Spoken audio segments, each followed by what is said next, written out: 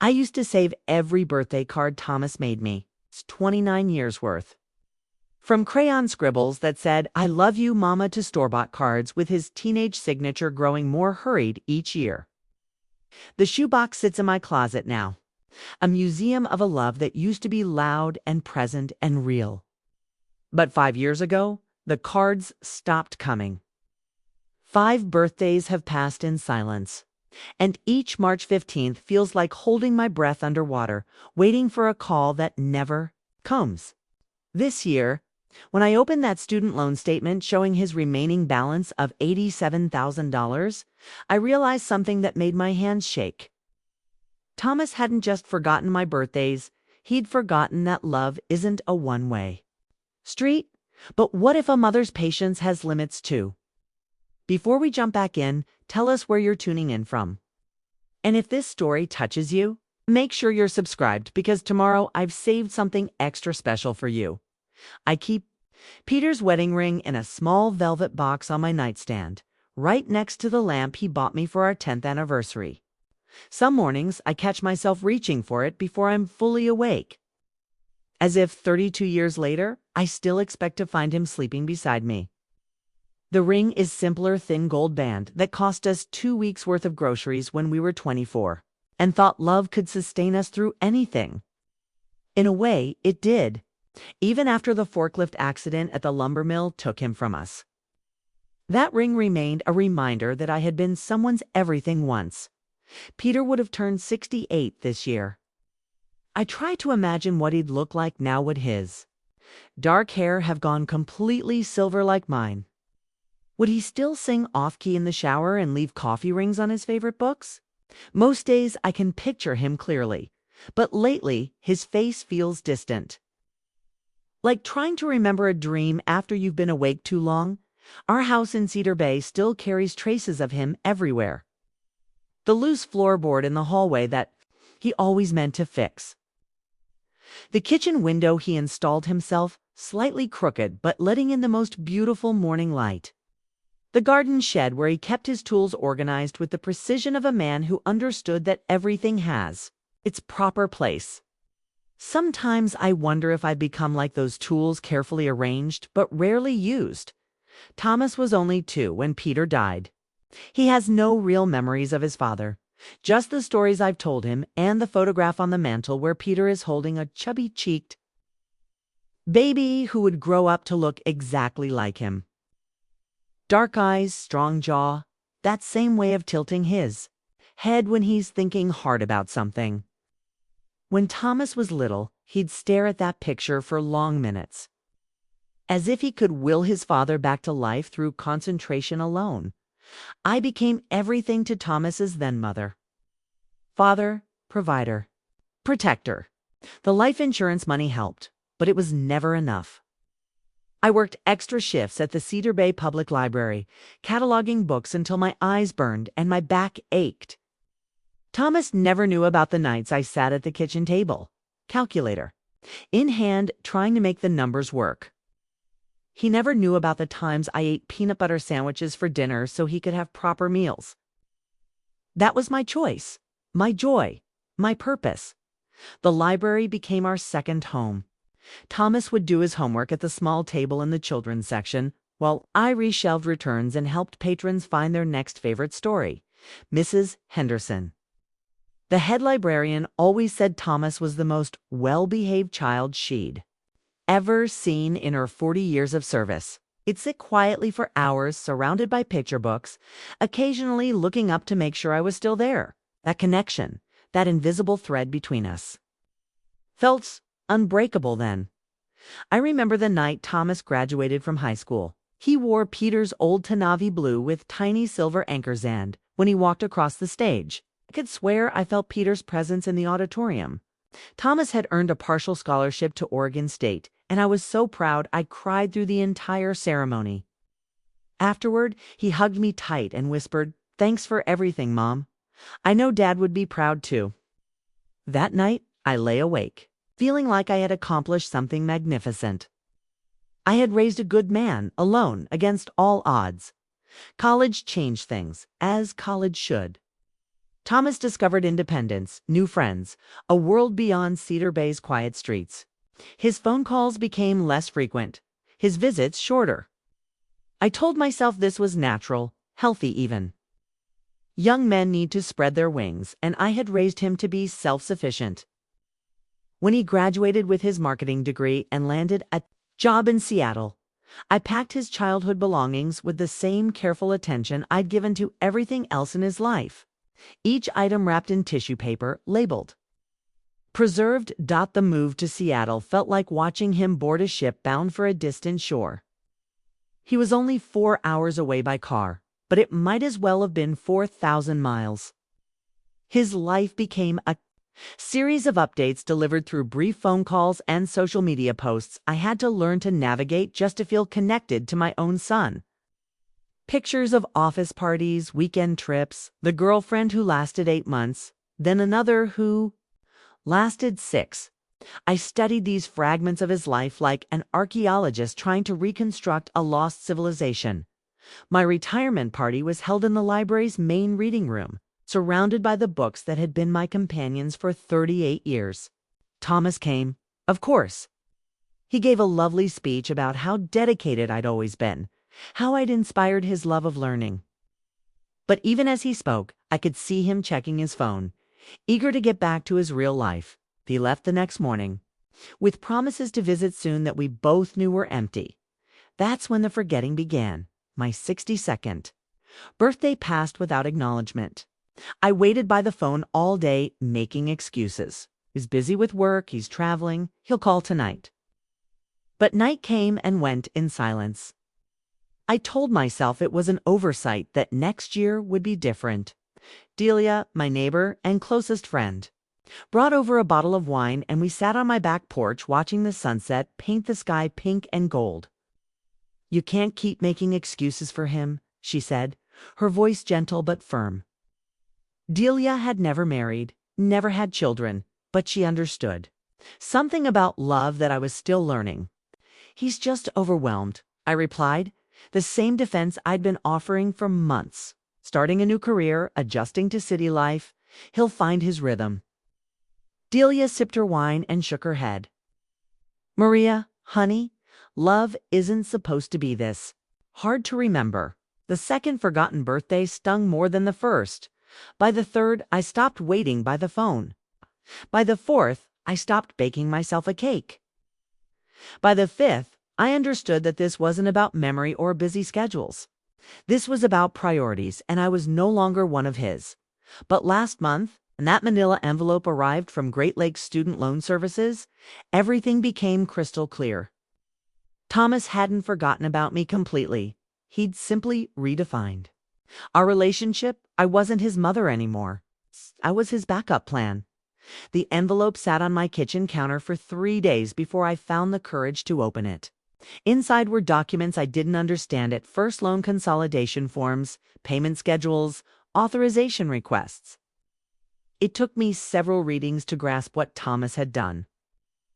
He'd listed me as a co-signer on his student loan consolidation, agreeing to a payment plan that assumed I would contribute $2,000 per month. For the next 4 years, $2,000 every month.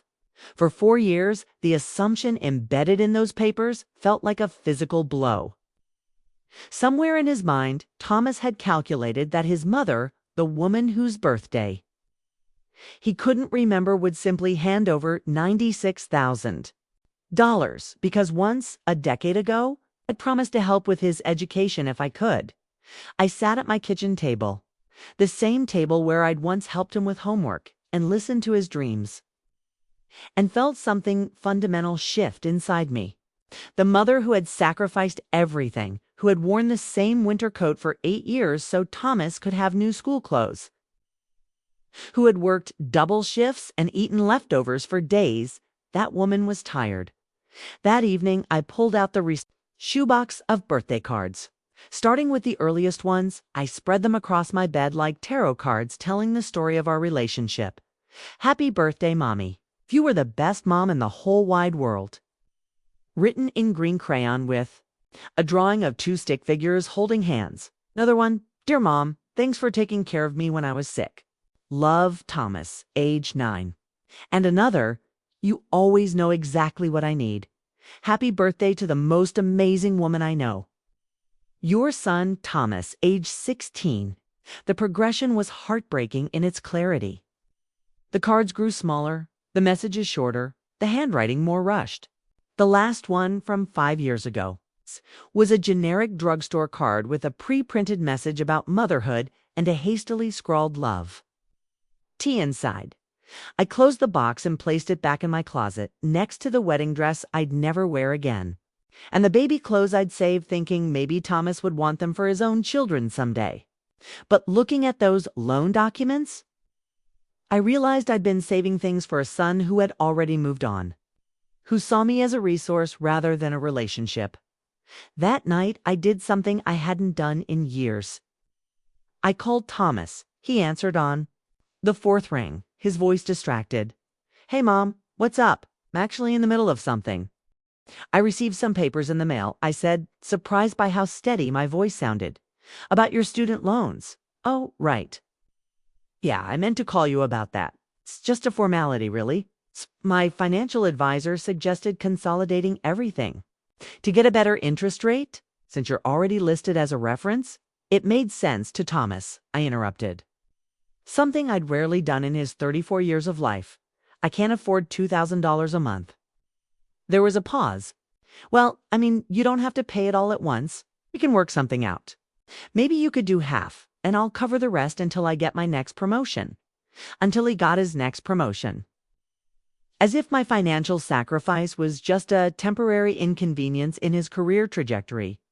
Thomas, do you know what day it is? Tuesday. You know what Tuesday it is? Another pause, longer this time. Mom, I'm really busy right now. Can we talk about this later? It's March 15th. Silence. Thomas, today is March 15th.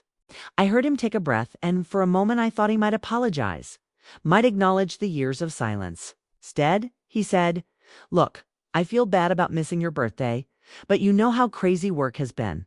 I'll make it up to you, okay? Maybe I can drive down next month when things settle down.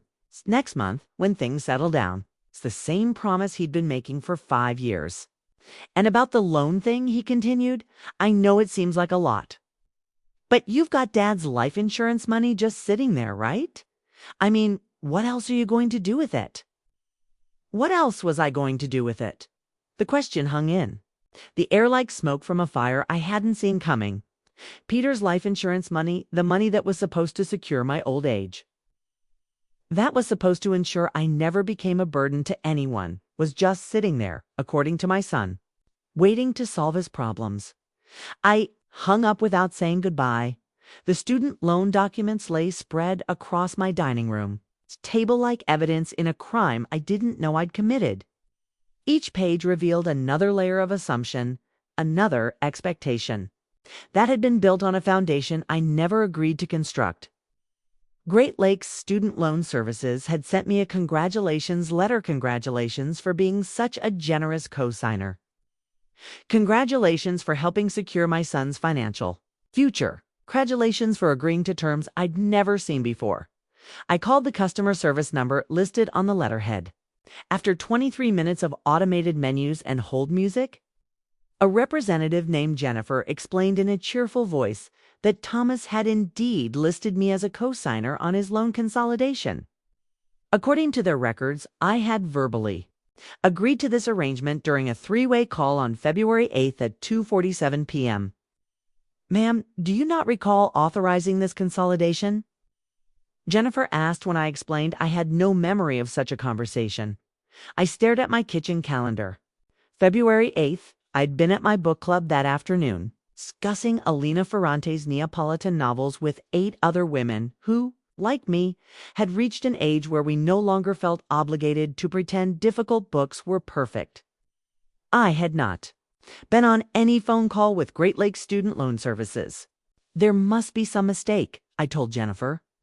Let me check our recordings, she said. After another 5 minutes of hold music, she returned. Ma'am, I'm showing here that the verbal authorization was provided by someone identifying themselves as Maria Christ, with your social security number and date of birth confirmed. The voice signature matched our security protocols. Voice signature, security protocols. The language of a world that had moved beyond my understanding, where signatures could be forged through voices and mothers could agree to financial obligations without knowing it. I need to speak to a supervisor, I said. Supervisor Janet was less cheerful than Jennifer, but equally certain of her company's documentation. Mrs. Christ, I understand your confusion, but our records are quite clear.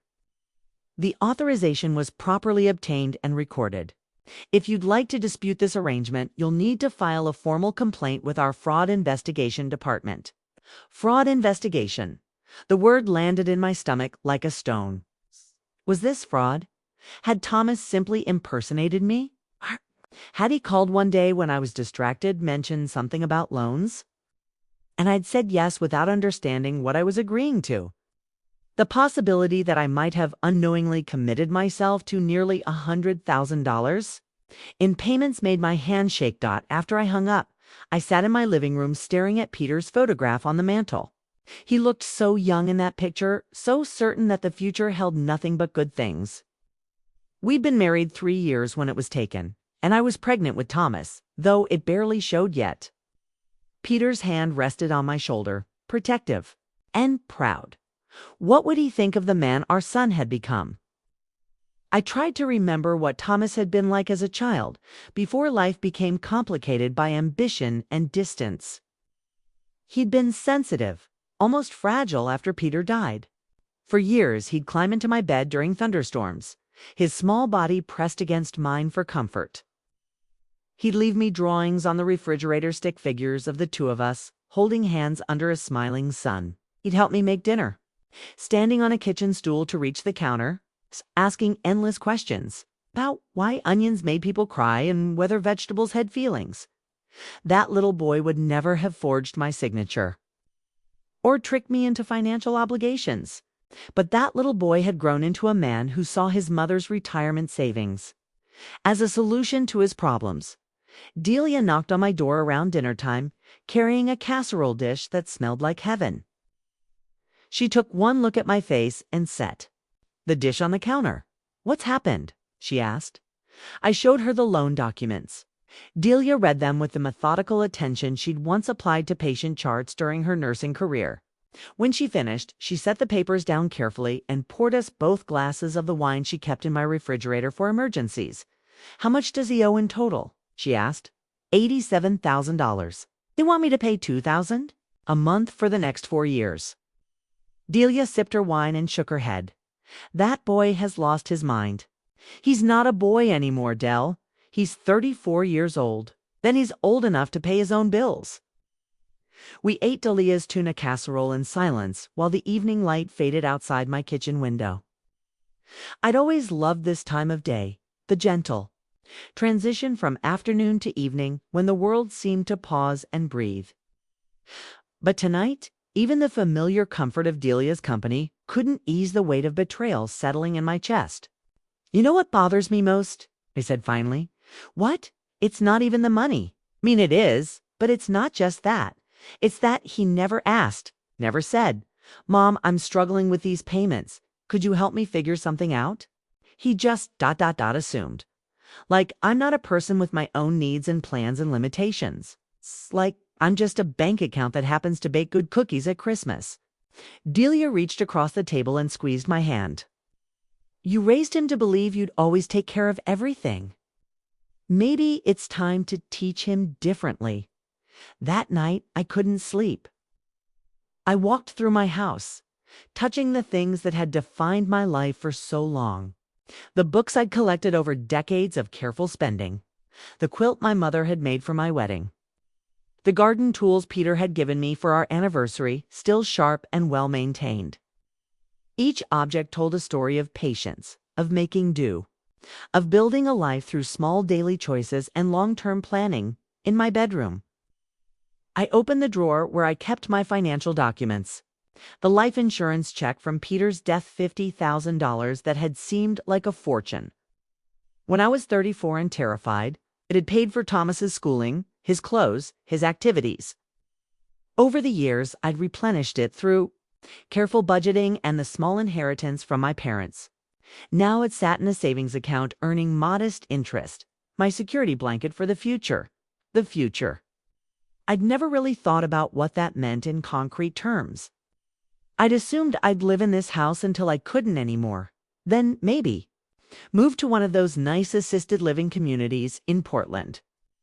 I'd assumed my health would hold up reasonably well, that my expenses would remain manageable, that I'd have enough saved to maintain my independence.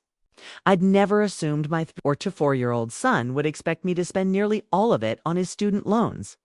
I pulled out my calculator and started running numbers. My Social Security payments, my small pension from the library, my monthly expenses for the house, utilities, food, insurance. If I gave Thomas $2,000 a month, I'd have approximately $400 left over each month for everything else. $400 to cover car repairs, medical bills, home maintenance, groceries beyond the basics, any kind of emergency or unexpected expense. $400 to live on. While my son enjoyed his salary that I knew from his occasional bragging was well into 6 figures, the injustice of it hit me like a physical blow. I had worked for 38 years, had saved and sacrificed and planned. And my reward was supposed to be financial servitude to a son who couldn't remember my birthday. At 3 in the morning, I made myself a cup of tea and sat at my kitchen table with a legal pad.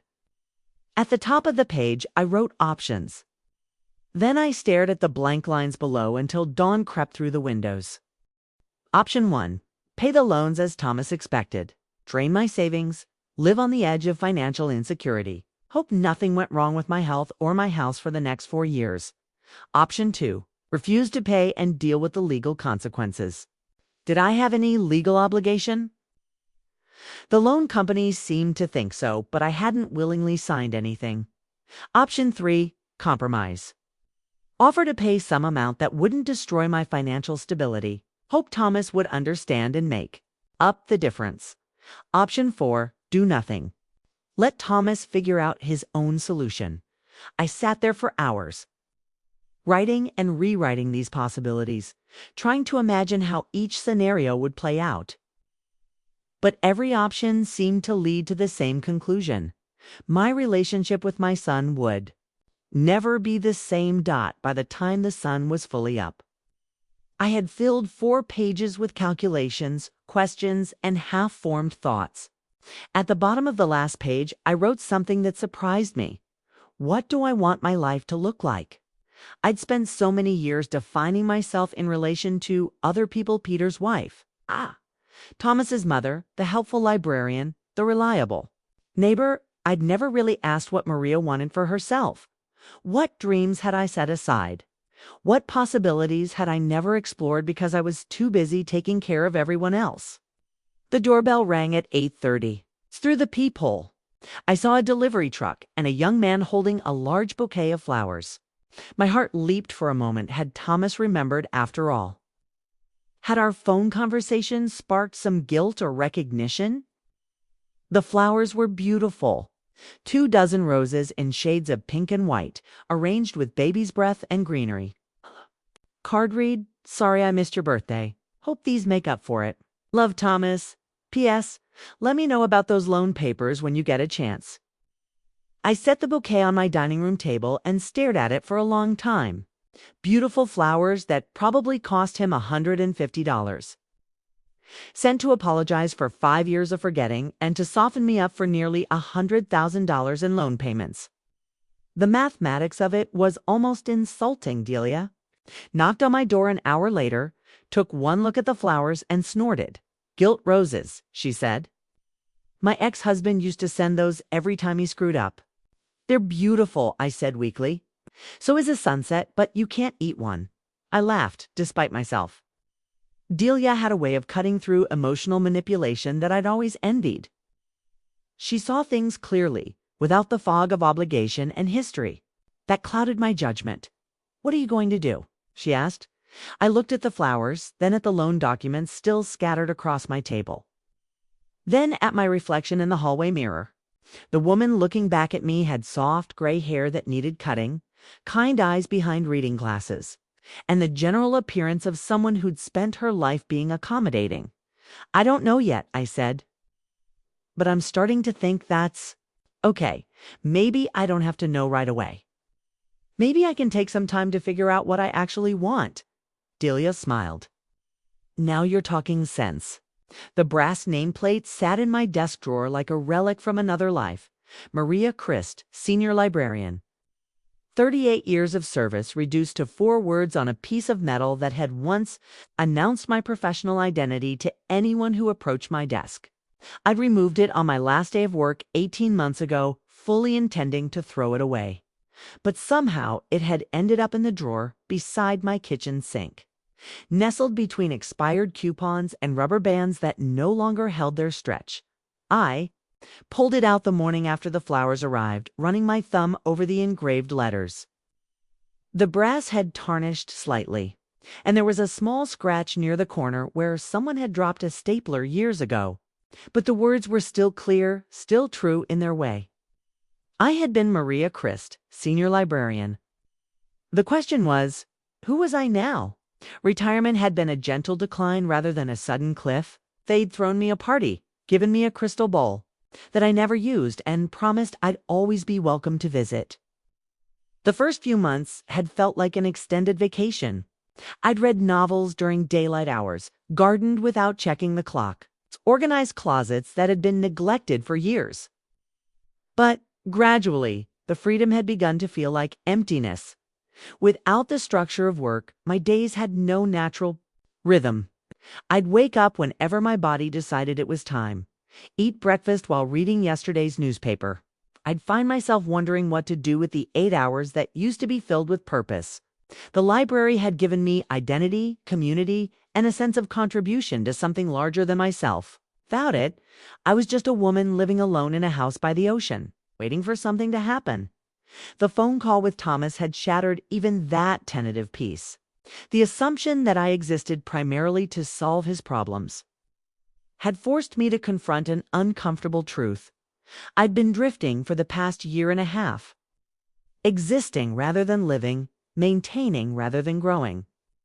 The loan documents had been a wake-up call disguised as a crisis. I made myself a cup of coffee and sat at my kitchen table with the nameplate, thinking about the woman who'd worn it so proudly for nearly 4 decades.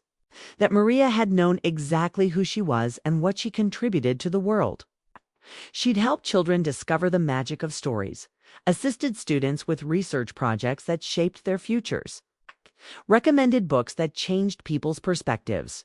She'd been part of a community essential to its function. This Maria, the retired one. The forgotten mother. The potential loan cosigner felt like a shadow of that woman. The knock on my door interrupted my brooding. Through the peephole, I saw Rachel Nguyen holding a manila folder and wearing the determined expression I remembered from our library days together. Rachel had been my assistant for 5 years before taking a position at the community college, and she'd always been the person who pushed back when I was being too accommodating. "I have a proposition for you," she said without preamble, settling herself at my kitchen table and eyeing the nameplate with interest.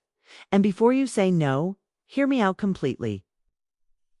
Rachel opened her folder and pulled out a colorful flyer. "The community center is starting a writing group for seniors. They need someone to facilitate. It's someone with experience working with people, organizing programs, and managing group dynamics. Someone exactly like you." I studied the flyer. "Creative Writing for Life Experience," it announced in cheerful purple letters. "Share your stories, discover your voice, connect with others." The meeting times were Tuesdays and Thursdays from 10 to noon. The pay was modest but meaningful enough to buy groceries for a week. "I don't know anything about teaching, writing," I said. "You know about stories. You've spent 38 years helping people find the stories they need. This isn't that different." "But I've never written anything myself." "Not really." Rachel leaned forward, her eyes bright with the enthusiasm that had made her such an effective library programmer. "Maria, you've been writing your whole life. Every time you recommended the perfect book to someone, you were writing. Every time you helped a student structure their research, you were writing. Every time you listened to someone's problem and helped them find resources, you were writing their solution. I picked up the nameplate again, feeling its weight. I don't know if I'm ready to be professional again. It's been over a year. Maybe that's exactly why you need this. Maybe you need to remember who you are when you're not just Thomas's mother or Peter's widow. Maybe you need to be Maria again. Way she said my name with conviction and recognition made something inside me flutter back to life. I'd forgotten what it felt like to be seen as myself rather than in relation to someone else. Tell me more about the group, I said. Rachel smiled and pulled out a sheet of paper with preliminary enrollment information. 12 people so far, ages ranging from 58 to 82. Mix of backgrounds: retired teachers, former business owners, a nurse, a carpenter, someone who worked in social services. Most of them have stories they want to tell but don't know how to begin. What kinds of stories? Everything. Family histories they want to preserve, travel experiences. Career challenges. Some want to write memoirs, others just want to explore their experiences through writing. The community center's vision is pretty open-ended, less about producing publishable work and more about helping people process their lives through storytelling. I thought about the shoebox of birthday cards in my closet, about the stories they told when read in sequence. I thought about the collection of letters Peter had written me during our brief courtship, full of dreams and plans that had been cut short. I thought about the journal I'd kept sporadically over the years, filled with observations about library patrons, thoughts about books, fragments of experiences that had seemed worth preserving. When would it start? Next Tuesday? The orientation. Is this Thursday at 10 just an hour to meet everyone and talk about what they hope to get from the experience? I looked around my kitchen, at the loan documents still spread across the table, at the flowers Thomas had sent to assuage his guilt. This room had become the headquarters of my confusion, the place where I sat every morning trying to figure out what to do next. Maybe what I needed wasn't to figure everything out at once, but to take one small step towards something that felt like growth rather than stagnation. Would I need to prepare anything, curriculum or lesson plans? The community center has some basic materials, writing prompts, exercises, that kind of thing. But mostly they want someone who can create a supportive environment and help people feel comfortable sharing their stories, creating supportive environments, helping people feel comfortable. These were skills I'd developed over decades of library work, so natural to me that I'd stopped recognizing them as skills at all. I'd like to think about it, I said. Rachel gathered her papers and stood up. Of course. But Maria, don't think too long. Sometimes the best decisions are the ones we make before we talk ourselves out of them. After she left, I held the nameplate up to the window, watching the morning light play across its tarnished surface. The woman whose name was engraved there had been competent, respected, useful. She'd had purpose beyond solving other people's problems or enabling their poor choices.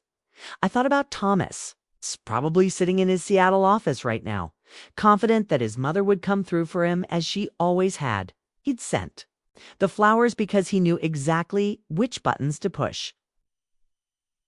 Knew that I'd been trained over decades to respond to even minimal gestures of affection with complete forgiveness.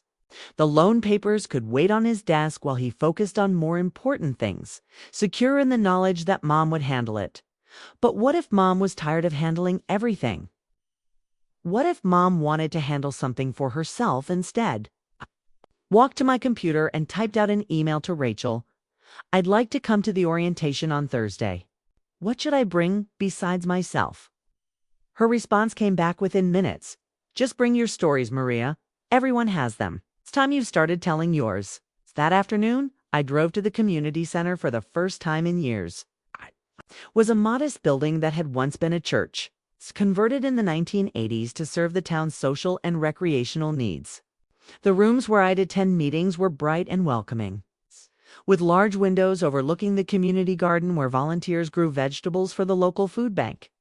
The director, energetic woman named Susan, showed me the space where the writing group would meet, comfortable chairs arranged in a circle, good lighting, a small kitchenette for coffee and snacks. The walls were covered with artwork from other programs' watercolor paintings by the senior art class, photographs from the hiking club, a quilt made collaboratively by the needlework group. We believe in the wisdom of experience here, Susan explained. Everyone who joins our programs has lived long enough to have learned something worth sharing. Your job would be to help them discover what those things are and find ways to express them, the wisdom of experience. It was a phrase that reframed aging from decline to accumulation, from loss to abundance. I thought about all the stories I'd absorbed over the years from library patrons, from books, from my own life's unexpected turns. Maybe those stories were worth something after all. I'm interested, I told Susan. I'd like to try. Driving.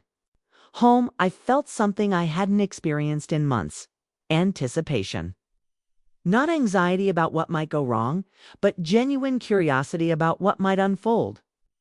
The writing group was scheduled to run for 8 weeks, meeting twice a week, 16 sessions, to help 12 people explore their stories. It wasn't a huge commitment, but it felt significant in a way that surprised me that evening. I called Delia to tell her about the opportunity.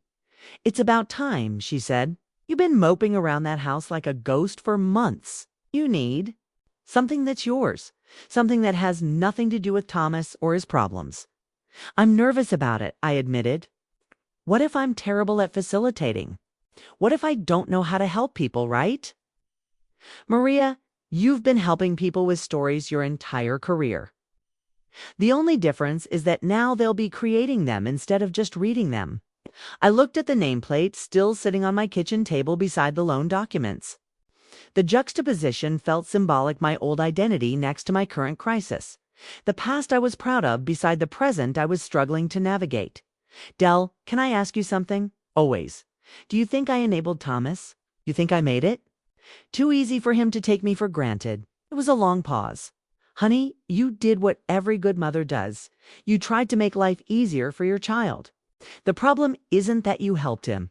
The problem is that he stopped seeing you as anything other than someone who helps." "How do I change that?" "By becoming someone who does more than help. By becoming someone who has her own life, her own interests, her own identity. By showing him that Maria Christ is more than just Thomas's mother." That night, I sat down with a notebook and wrote my first intentional piece of creative writing in decades. It was just a paragraph about the library nameplate, about what it had meant to me and what its absence meant now. The words came slowly at first, then faster as I found my rhythm. It wasn't literary or polished, but it was honest, and honesty felt like a good place to start. When I finished, I put the nameplate back in the drawer. Not because I was ashamed of it, but because I was ready to discover what came next. The manuscript lived in a cardboard box under my bed. It's 43 pages of yellowed typescript that represented the closest I'd ever come to pursuing my own dreams. The library mouse who loved stories had been my secret project during the early years of my widowhood. It's written in fragments during Thomas's nap times and in the quiet hours after he'd gone to bed. The pages were held together with a rubber band that had long since lost its elasticity. And the top sheet bore coffee ring stains from the countless times I'd pulled it out to read, revise, or simply remember who I'd been when I wrote it. I discovered the box again while looking for my teaching materials the night before the writing group orientation. Seeing those pages brought back a flood of memories so vivid I had to sit on my bedroom floor for several minutes, holding the manuscript like a sacred text. The story had been inspired by Thomas himself, age 4, who used to insist that the books in the library came alive at night when all the people went home. He'd created elaborate fantasies about the characters climbing out of their pages to have adventures in the stacks. And I'd found myself caught up in his imagination. What if there really was a mouse who lived in the library? What if she could read? What if she had opinions about all the stories she encountered? The mouse in my story was named Millicent, and she was extraordinarily well-read for a rodent. She lived behind the biography section and had strong opinions about which authors told the most compelling life stories. Her great adventure began when she discovered that a new shipment of books had arrived with several volumes missing. Their endings, someone at the printing company had made a terrible mistake. And dozens of stories were left hanging in mid-sentence. Millicent appointed herself the library's official ending writer, working at night to craft conclusions that would satisfy the readers who checked out these incomplete books. But she soon discovered that writing endings was much harder than reading them. How do you conclude a love story? Should the mystery be solved or left tantalizingly open? What makes a proper ending for a tale about friendship or courage or loss? I'd written the first draft in a burst of inspiration over 6 weeks, staying up late after Thomas went to sleep, typing on Peter's old manual typewriter that made sounds like tiny gunshots in the quiet house. The story had poured out of me with an ease that felt almost magical. Millicent's voice was clear and distinct. Her dilemmas were real despite her fictional nature.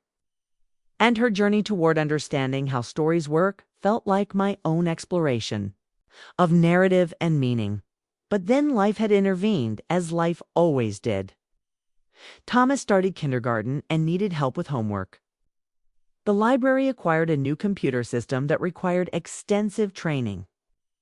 Peter's parents began showing signs of declining health and needed more assistance. The manuscript went into the box, and the box went under the bed. And Millicent's story remained forever unfinished, ironically. A story about completing stories that I never completed myself. Over the years, I'd occasionally pulled out the pages and reread them, always with the intention of finishing the book. But each time, the gulf between the woman who had written those pages and the woman I'd become seemed wider. The confident voice that had created Millicent felt foreign to me. Like hearing a recording of yourself from decades ago and not recognizing the person speaking now, sitting on my bedroom floor with the manuscript in my hands. I realized that Millicent's struggle with endings was really my struggle with my own story. I'd been so focused on being the supporting character in other people's narratives, the devoted wife, the sacrificing mother, the helpful librarian, that I'd never learned how to be the protagonist of my own life. The writing group orientation was held in the community center's main meeting room. And I arrived 15 minutes early because punctuality had been ingrained in me through decades of library work. Susan introduced me to the participants as they trickled in, and I was struck by how different they all were from what I'd expected. There was Harold, retired carpenter who wanted to write about the houses he'd built and the families who'd lived in them. Margaret, a former high school principal, was working on a memoir about the changes she'd witnessed in education over 40 years. Frank had been a social worker and wanted to document the stories of the children he'd helped place in homes. Elena had traveled extensively and wanted to capture her experiences for her grandchildren. Telling and preparing this story took us a lot of time, so if you are enjoying it, subscribe to our channel. It means a lot to us. Now back to the story. But the person who surprised me most was Dorothy, 82 years old and sharp as a tack, who announced that she was writing romance novels. At my age, people think romance is behind me, she said with a mischievous smile. But I've got 82 years of experience with love in all its forms. Romantic love, family love, friendship. Love, loss of love. Who better to write about it? As the group members shared their projects and goals, I realized that each of them was doing what I'd never allowed myself to do. They were taking their own stories seriously. They weren't writing to please anyone else or to fulfill obligations. They were writing because they had something to say and they believed it was worth saying. "What about you, Maria?" Susan asked. "Do you have any writing projects you're working on?" I hesitated, feeling suddenly self-conscious. "I have an unfinished children's book about a mouse who lives in a library. I started it years ago, but never. It's not very good." "What's it about?" asked Harold. I found myself describing Millicent's adventures, her quest to write proper endings for incomplete stories. As I talked, I could see the group members leaning forward with interest. And Dorothy actually laughed when I described Millicent's first attempt at writing a romance ending for a cookbook. "That sounds delightful," said Margaret. "But you stop working on it."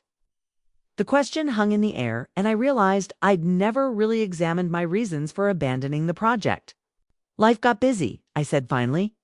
Other priorities took over. Alina nodded knowingly. That's the story of every woman our age. We spent so many years putting everyone else's dreams first that we forgot we were allowed to have our own. After the orientation, I drove home thinking about Elena's words. The manuscript box was still sitting on my bedroom floor where I'd left it. And for the first time in years, I pulled out the pages with genuine curiosity rather than nostalgic regret. Reading Millicent's story again, I was surprised by how much I still liked it. The writing was unpolished in places, but the voice was authentic and the premise was charming. More importantly, could see exactly where the story needed to go to reach its conclusion. Millicent needed to learn that the best endings weren't the ones that tied everything up in neat bows, but the ones that felt true to the characters and the journey they'd taken. She needed to discover that sometimes the most satisfying conclusion was the one that acknowledged uncertainty while still providing emotional resolution. I sat down at my kitchen table with a fresh notebook and began writing. Not revising the old pages, but continuing where I'd left off 30 years ago. Millicent was about to encounter her greatest challenge, a book of poetry, where several poems were missing their final stanzas. How do you write an ending for a poem? How do you capture the essence of someone else's artistic vision and bring it to completion? The words came slowly at first. Then, with gathering momentum, I found myself remembering why I'd loved this project. So much the joy of inhabiting another consciousness, the satisfaction of solving narrative puzzles, the simple pleasure of making something that hadn't existed before. I worked until nearly midnight, covering 8 pages with Millicent's latest adventure. When I finally stopped, it wasn't because I was tired, but because I wanted to savor the feeling of being in the middle of a story that was entirely my own. The next morning brought another phone call from Thomas. "Hey, Mom, I've been thinking about our conversation the other day," he said, his voice carrying the carefully casual tone he used when he wanted something. "I know the loan situation seems overwhelming, but I've been crunching numbers, and I think we can make it work. Maybe you could start with $1,500 a month instead of $2,000. I could probably handle the difference." I looked at the pages scattered across my kitchen table. My pages, my story, my words. "Thomas, I've been thinking too. I think you need to handle all of it." Silence. Then, "What do you mean?" I'm not paying your student loans. Not $1,500 a month, not $2,000, not anything. They're your loans, your responsibility." "But Mom, we had an agreement, we had a conversation 10 years ago where I said I'd help if I could." "But that was before you stopped calling. Before you forgot 5 birthdays in a row, before you tried to make financial decisions for me without asking my permission. I didn't make any decisions for you. The loan company needed a co-signer, and you're the logical choice."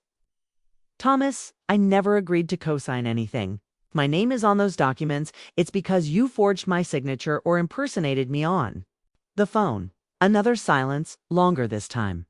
"Look, maybe there was some confusion about the paperwork, but the point is, you can afford to help me, okay? And I really need this. My credit would be ruined if I defaulted." The ease with which he dismissed the forgery, some confusion about the paperwork, told me everything I needed to know about how he viewed our relationship. I was a resource to be managed, not a person to be respected. "Your credit is not my responsibility," I said. "Just like my birthday wasn't your responsibility. Just like my feelings haven't been your responsibility for the past 5 years. Made it very clear what our relationship means to you, Thomas. No, I'm making it clear what it means to me. You're being unreasonable. You're my mother. Helping me is what mothers do. Loving you is what mothers do.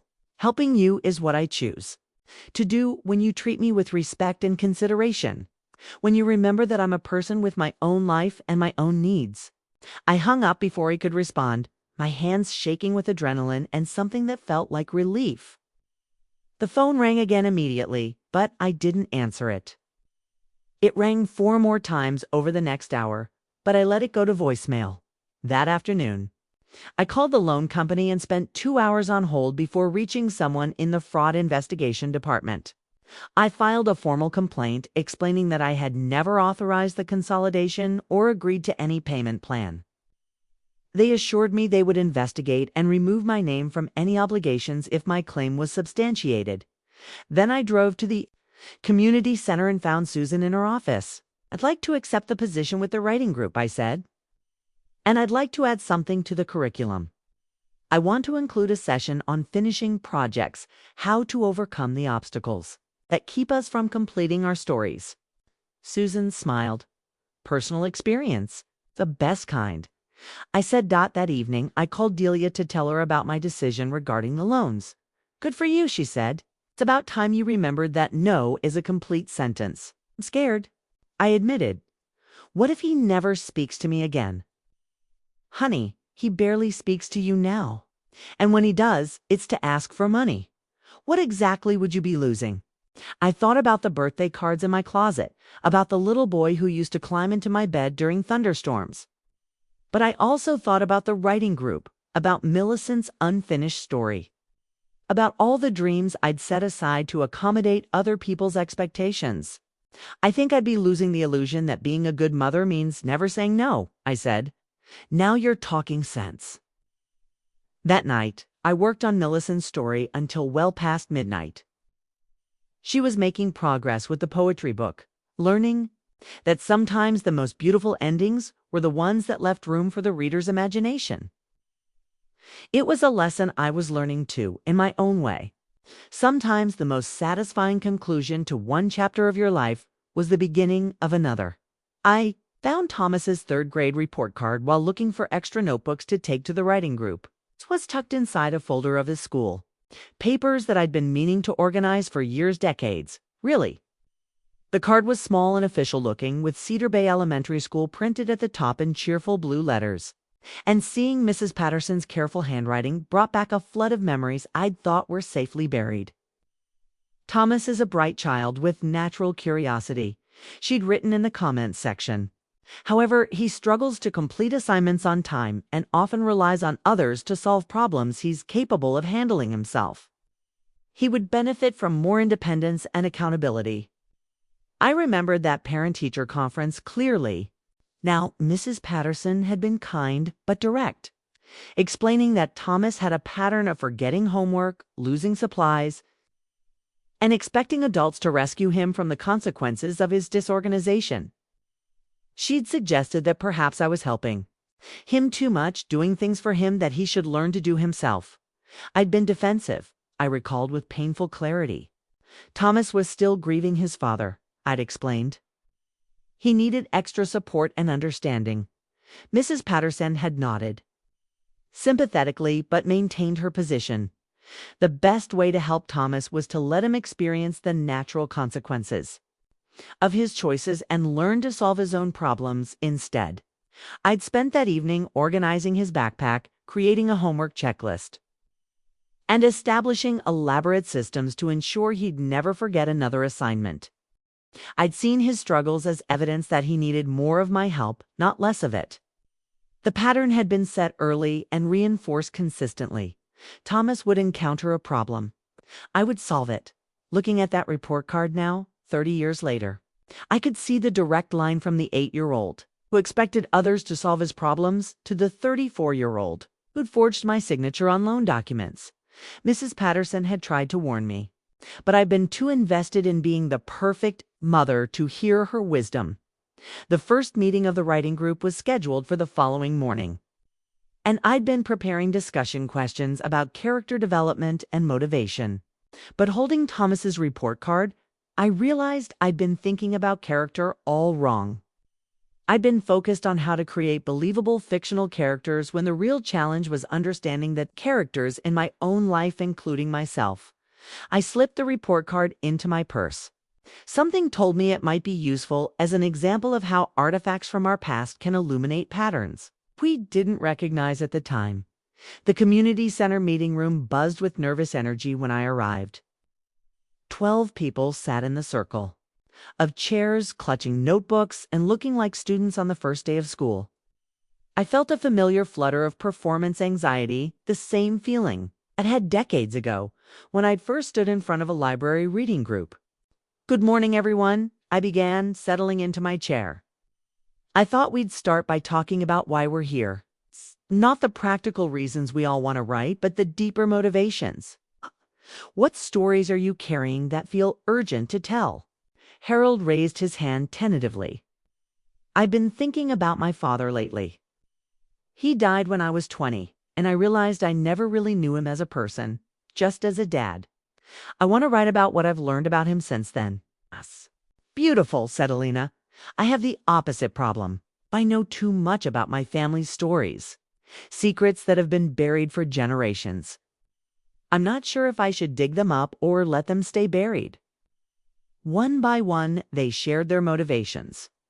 Margaret wanted to document the changes in education, not just for historical purposes, but to process her own feelings about the profession she'd loved and lost. Frank carried guilt about cases where he felt he hadn't done enough to protect children. Dorothy's romance novels were her way of reclaiming narratives about women and aging. When it was my turn to share, I found myself pulling out Thomas's report card. "This is from my son's third-grade year," I said, holding up the small card.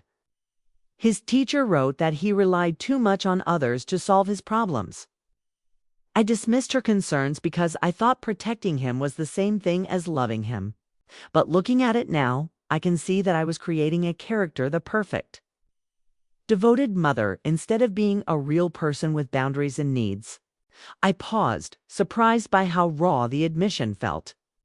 "I think I want to write about the difference between loving someone and enabling them. About how sometimes the most loving thing you can do is let someone struggle with their own problems."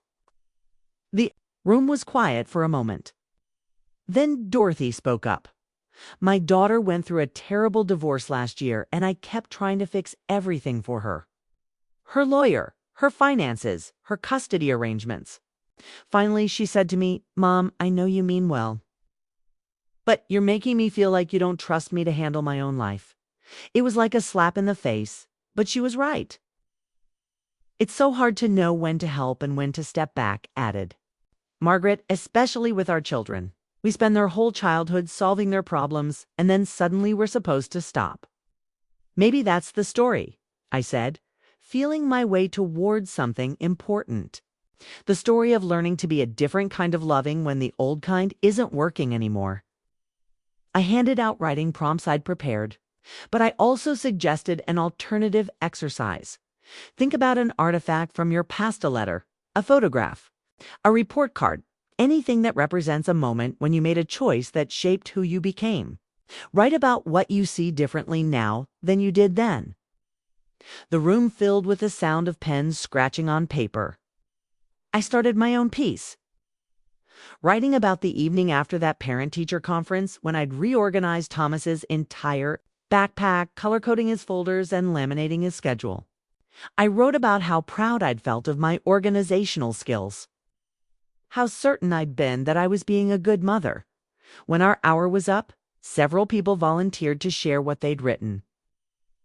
Harold had written about the toolbox his father left him and how he'd initially seen it as a burden, but now understood it as an invitation to create things with his hands.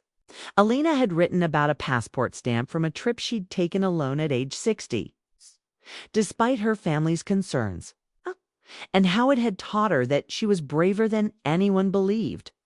Margaret shared a piece about a student evaluation from her first-year teaching that had criticized her for being too nurturing and not demanding enough accountability. "I spent my whole career trying to prove that evaluation wrong," she read, "but maybe it was right. Maybe I did make things too easy for my students because I wanted them to like me more than I wanted them to learn." As people shared, I noticed how each story revealed a moment of recognition, a point where they could see their past choices with new understanding. These weren't stories of regret or self-blame, but stories of growth and perspective. After everyone left, I stayed behind to clean up the room and think about what had just happened. The writing exercise had been more powerful than I'd expected, not just for the participants, but for myself. Seeing that report card in the context of our discussion had helped me understand something I'd been struggling to articulate. I hadn't just enabled Thomas financially. I'd enabled him emotionally and practically for his entire life. I'd done his science projects when he procrastinated. I'd called his teachers to negotiate deadline extensions. I'd driven to his college dorm to deliver forgotten textbooks. I'd edited his job applications and coached him through difficult conversations with supervisors. At every turn, when life presented him with challenges that could have helped him grow stronger and more self-reliant, I'd swooped in to remove the struggle. The loan situation wasn't an aberration. It was the logical conclusion of a pattern I'd established when he was 8 years old. That afternoon, I drove to the cemetery where Peter was buried. I hadn't visited his grave in months, not because I'd forgotten him, but because I'd found that I felt his presence more strongly in our house, surrounded by the things we'd chosen together. But I needed to tell him about what I was discovering, needed to process these revelations in the place where our shared story had officially ended. His headstone was simple: Peter James Christ, beloved husband and father. 1957 to 1991. The flowers I'd left on his birthday in January had long since withered, but someone, probably Delia, had left fresh daisies in the small vase. I think I made some mistakes with Thomas, I said aloud, feeling only slightly foolish for talking to a granite marker. I was so afraid of him feeling abandoned after you died that I never let him learn to stand on his own feet. Mrs. Patterson tried to tell me, but I thought I knew better. A gentle breeze stirred the trees around the cemetery, and I could almost hear Peter's voice in my memory. He'd been more comfortable with letting Thomas struggle through difficulties, more willing to let him experience disappointment. "He's tougher than you think," Peter used to say when I worried about Thomas getting hurt or frustrated. "Kids need to know they can handle hard things." After Peter died, I'd convinced myself that Thomas needed extra protection, that growing up without a father was hardship enough. But maybe what he'd really needed was to learn that he could handle hardship, that losing his father was terrible, but not insurmountable, that life would continue to present challenges and he had the strength to meet them. Instead, I'd taught him that when life got difficult, someone else would step in to make it easier. "I'm trying to do things differently now," I continued, brushing a few leaves off the headstone.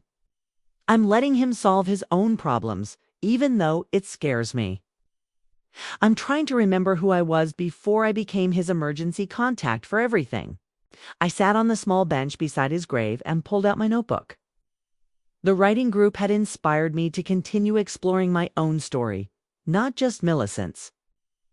I started writing about the woman I'd been when Peter was alive, more confident, more willing to speak up for herself, or balanced in her approach to nurturing others versus nurturing herself.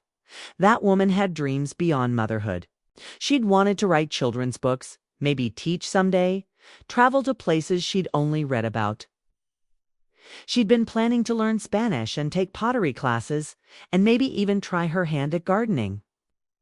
Those dreams hadn't died with Peter, but they'd been buried under layers of guilt and obligation and the overwhelming responsibility of raising a child alone. But I wasn't raising a child anymore. Thomas was a 34-year-old man with a good job and his own life. The emergency was over. I could stop living in crisis mode and start living in possibility mode. When I got home, there were 3 voicemails from Thomas. The first was angry. "Mom, you can't just hang up on me like that. We need to talk about this loan situation like adults." The second was pleading. "Look, I know you're upset, but you're overreacting. Let's figure out a compromise that works for both of us." The third was manipulative. "I've been thinking about Dad and how proud he'd be if he knew we were working together to secure my future. He always said family comes first." I deleted all 3 messages without calling him back. That evening, Delia stopped by with Chinese takeout and found me sitting at my kitchen table with Thomas's report card and a stack of other school papers I'd been going through. "What's all this?" she asked, unpacking containers of sweet and sour chicken. "Evidence," I said. "Evidence that I've been making the same mistakes for 30 years. I showed her the report card, read her Mrs. Patterson's comments, explained about the parent-teacher conference and my response to it. Delia studied the card thoughtfully. You know what I see here? I see a teacher who was trying to help you help Thomas. And I see a young widow who was doing her best in an impossible situation. But I should have listened to her. Maybe you did exactly what you needed to do at the time, and now you're ready to do something different. She was right, of course. I couldn't change the past, but I could change how I responded to it. The pattern that had started with forgotten homework had continued through college applications, job interviews, and now student loans. Patterns could be broken, even ones that had been reinforced for decades. I'm proud of you, Delia said, as we ate our Chinese food surrounded by evidence of my enabling history. It takes courage to look at your own mistakes honestly. I'm terrified, I admitted. What if Thomas never forgives me for not helping him? What if this ruins our relationship permanently? Honey, what relationship? You said it yourself, he can't remember your birthday, but he sure remembers your bank account number. That's not a relationship. That's a withdrawal service.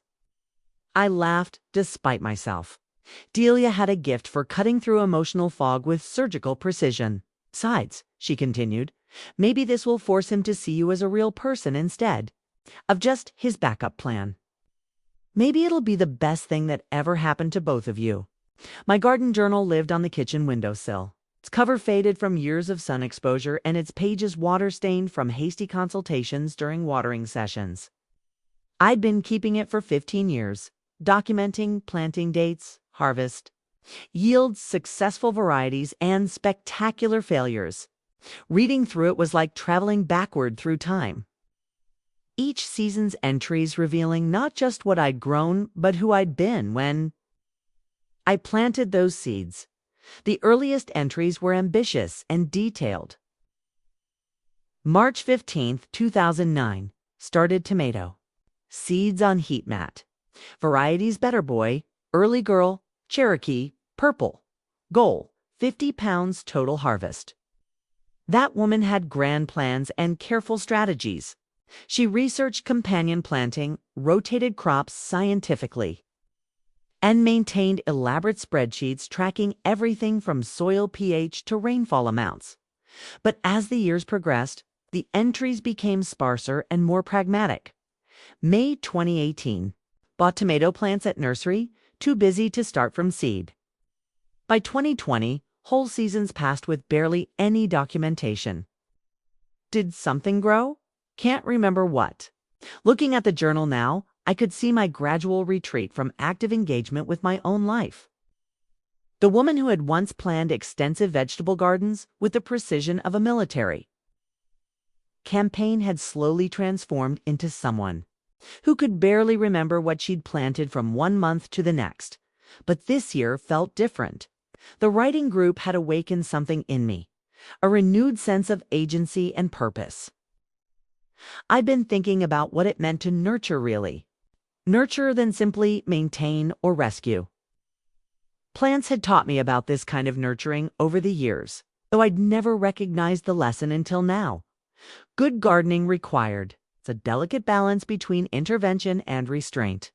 You had to provide the right conditions, good soil, adequate water, appropriate light, but then you had to step back and let the plant do its own work. Overwatering was as deadly as drought. Too much fertilizer created weak, dependent plants that couldn't survive without constant feeding. The healthiest vegetables were the ones that learned to develop strong root systems and resilience through appropriate challenges. Thomas, realized, had never developed strong roots because I'd never given him the chance. I'd been overwatering and over-fertilizing for 34 years. Creating a dependent plant that couldn't survive without constant care. The writing group was now in its third week, and the participants had begun to open up in ways that surprised me.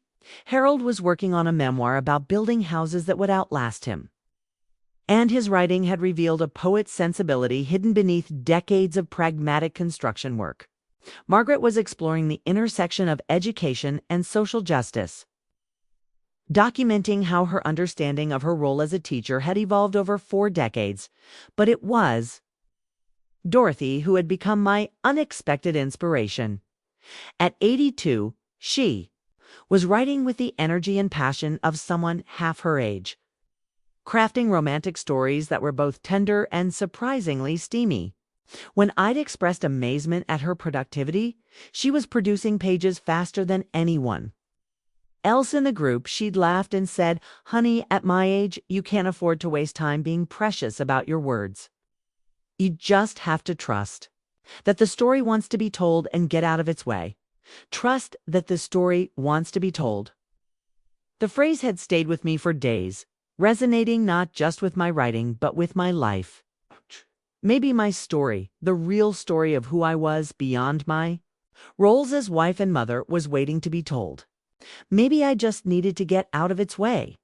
That Thursday morning, I woke up before dawn and went straight to my garden with the journal and a cup of coffee.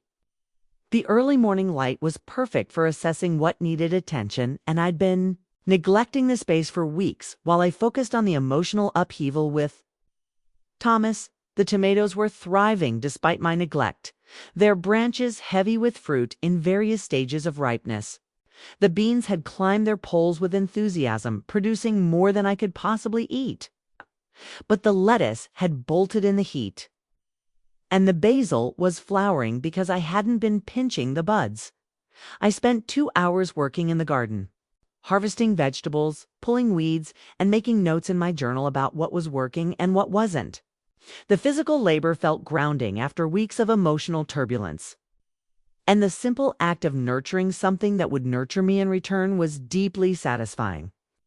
August 18th, I wrote in the journal, "Harvested 12 pounds of tomatoes, 2 pounds of beans. Lettuce is finished for the season, too hot, and I waited too long to succession plant. Note for next year, need to be more proactive about summer plantings. Can't just set it and forget it. Can't just set it and forget it." The gardening lesson was also a life lesson. Relationships, dreams, personal growth, they all required ongoing attention and adjustment. You couldn't just plant them once and expect them to thrive without maintenance. I was still sitting in the garden when my phone rang. Thomas's name appeared on the caller ID, and for a moment I considered letting it go to voicemail again. But I'd been avoiding him for 2 weeks, and avoidance wasn't the same thing as setting boundaries. "Hello, Thomas." "Mom, thank God. I've been trying to reach you for days. We really need to talk about this loan situation. I've already told you my decision. But that's just if two can't make this decision unilaterally. My name is on those loans, but so is yours. By default, it affects your credit too." I felt a familiar flutter of panic. Credit scores, legal obligations, financial consequences. These were the kinds of problems that had always sent me into rescue mode. But sitting in my garden, surrounded by plants that had learned to thrive through appropriate stress, I forced myself to stay calm. "Thomas, I never agreed to co-sign anything. If my name is on those documents, you put it there without my permission. Look, maybe there was some confusion about the paperwork. Stop saying that. There was no confusion. You either forged my signature or impersonated me on the phone. That's fraud, not confusion." There was a long pause. "You're really going to call your own son a criminal? I'm going to call you exactly what you are, a 34-year-old man who thought he could manipulate his mother into solving his problems without her consent. I wasn't manipulating you. I was trying to find a solution that worked for both of us. A solution where I pay your bills and you forget my birthday is not a solution that works for both of us." I could hear him taking a deep breath, switching tactics. "Mom, I know I haven't been the best son lately. I know I've been distracted and inconsiderate. But you raised me to come to you when I needed help. I raised you to be independent and responsible, but every time you encountered a problem, I solved it for you instead of teaching you to solve it yourself." "What are you talking about?" I looked at my garden journal, thinking about all the entries that documented not just plants, but patterns. "Do you remember Mrs. Patterson, your third-grade teacher?" "Vaguely. She told me you relied too much on others to solve your problems. She said you needed to learn independence and accountability. But instead of listening to her, I spent the next 26 years making sure you never had to face any consequences or solve any problems on your own. That's not true. Thomas, when was the last time you handled a difficult situation without calling me for advice, money, or intervention? Silence. When was the last time you figured something out by yourself? I handle plenty of things on my own. Your job? Yes, because I'm not there to do it for you. But everything else, apartment deposits, car repairs, relationship problems, financial planning, you've always had Mom as your backup plan. There's nothing wrong with asking family for help. Asking is different from assuming. Asking involves conversation, negotiation, respect for the other person's circumstances. You didn't ask me to help with your loans. You just assumed I would, and took steps to make it happen without my knowledge or consent. I stood up and walked to my tomato plants, looking at how they'd grown strong and productive without constant interference. Thomas, I love you, but I'm done being your emergency contact for every problem you don't want to solve yourself. So you're just abandoning me. I'm letting you be the capable adult I should have taught you to be 30 years ago. After I hung up, I sat back down with my garden journal and continued writing. Note for next year: tomatoes do better with consistent but not excessive support. Too much assistance produces weak stems that can't support the fruit. Strong plants need to develop their own structural integrity. The metaphor was so obvious, it made me smile. I'd been staking Thomas so heavily for so long that he'd never developed the strength to stand on his own. It's the kindest thing I could do now was remove the excessive support and let him discover his own resilience. That afternoon, I drove to the nursery to buy seeds for a fall garden. The owner, a woman about my age named Janet, helped me select varieties that would thrive in the cooler weather ahead, starting over this late in the season. She asked as I paid for lettuce seeds, spinach, and radishes. In a way, I said, I've been learning some things about when to help and when to step back. Turns out it applies to gardens and family relationships. Janet laughed. Oh, honey, gardening is just therapy with dirt under your fingernails. Every season teaches you something new about letting go. That evening, I prepared the soil for my fall plantings, working compost into the beds where the bolted lettuce had been. The physical work felt meditative, and I found myself thinking about new beginnings and second chances. The garden would have another opportunity to thrive this year. And so would I. I was still working when Delia appeared with a bottle of wine and 2 glasses. I saw you out here and thought you might want some company, she said, settling herself on the garden bench Peter had built 20 years ago. I'm planting a fall garden, I told her, accepting the wine gratefully.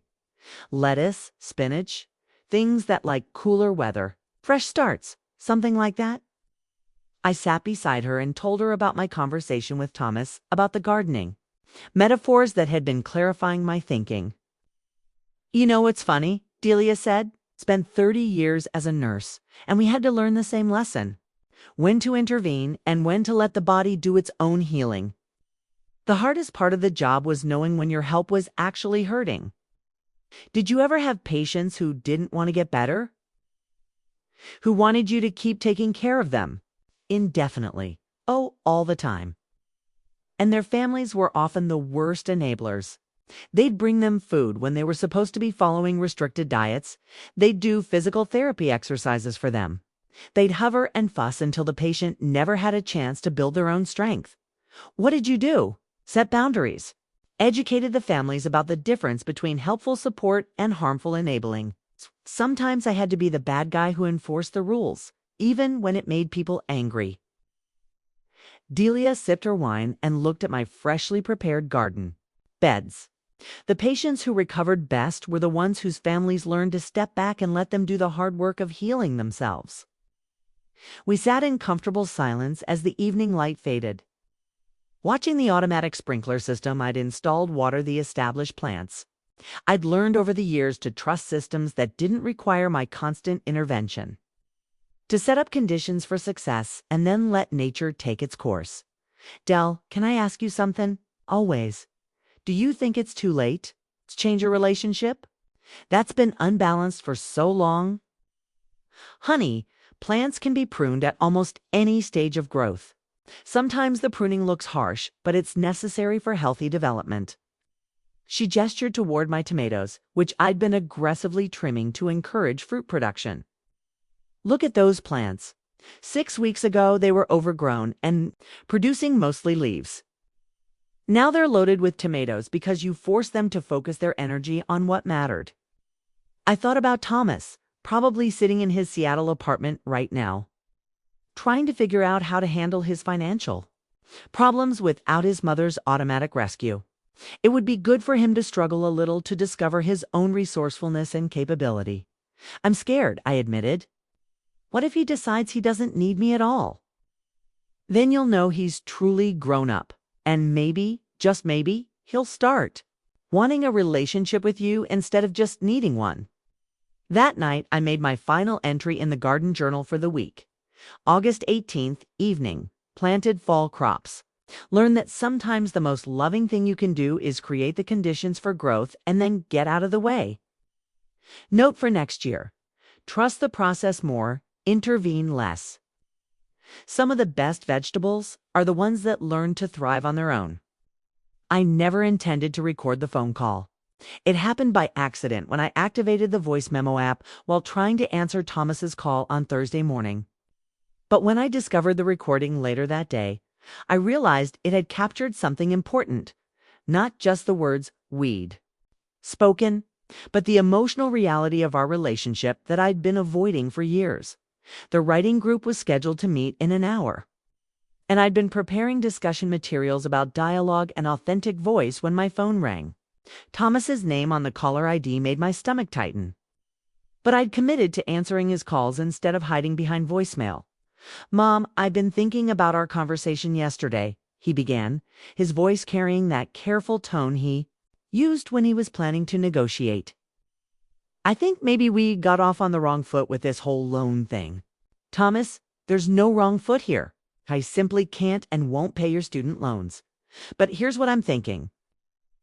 What if we structured it differently? Instead of a monthly payment, what if you just paid off the principal now and I handled the interest payments going forward? It would actually save money in the long run." I stared out my kitchen window at the garden beds I'd prepared the night before, thinking about Dorothy's advice to trust that the story wants to be told and get out of its way. Maybe this conversation needed to unfold without my usual attempts to manage Thomas's emotions or cushion difficult truths. "Thomas, you're not hearing me. Not paying any part of your student loans. Not the principal, not the interest, not the late fees if you default. They're entirely your responsibility. Be reasonable.